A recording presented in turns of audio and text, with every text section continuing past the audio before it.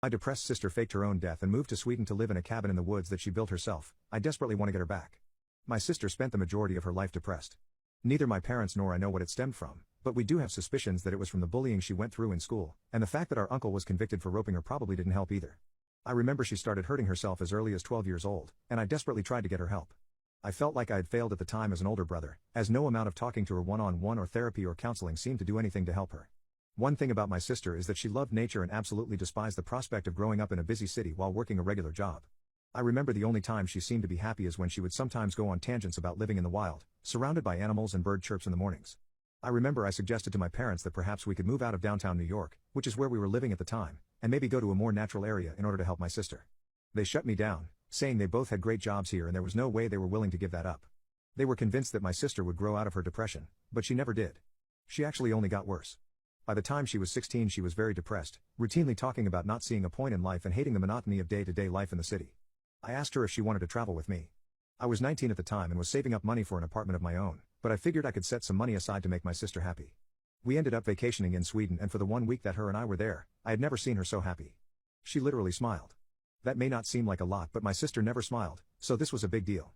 After returning from the holiday my sister would not stop talking about Sweden and about the scenery she saw there. She told me and my parents she wanted to move there when she was older, and when she talked about it I saw her eyes glow like never before.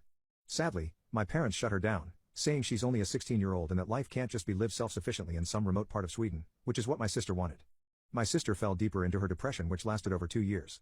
She never showed signs of actually going through with suicide, however the worry was in the back of my mind. Until one morning I found a note she left in her room. It was her suicide note. She thanked me for the time in Sweden. I cried so much when I read it.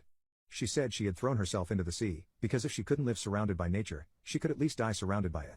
I told my parents and instantly we informed the police, who tried long and hard to find her out in the sea. Unfortunately it was to no avail and we had a closed casket funeral. The grieving period was very hard on our family and I fell into a depression myself. My parents ended up quitting their jobs and starting a new life away from New York. I'll admit, I blamed them a lot. I told them on one occasion that my sister died because their stupid corporate jobs were more important than their daughter's life. They both cried when I said that, and I went up to my room. I knew what I said was wrong, but was I really wrong in what I said? My parents ended up separating within the next few years and I found life to be very hard, finding it impossible to get out of bed some days. For the longest time I searched the internet hoping my sister was still out there while being in deep denial of the fact she was gone, but I never had any luck. I still have her note and I keep it with me, it's my most cherished possession. Little did I know that the note I had would turn out to be the thing that brought backlight into this world. I read it obsessively, almost every single day. It was a very long note with many paragraphs, but the structure of them never made any sense to me. I tried to solve why the paragraphs were laid out so strangely, but never did. She ended her paragraphs in places she didn't need to end them in. She would literally run a sentence into the next paragraph. It almost seemed like she wanted to make each paragraph a specific length. I would count the lines over and over and look for dates or letters of the alphabet to spell something, but it never did. I had given up on trying to solve this non-existent mystery a while ago, when recently I found my answer. The length of her paragraphs corresponded with the effing coordinates of the place we visited in Sweden, which just happens to be a place she mentioned she wanted to live in. When I found that I started going berserk.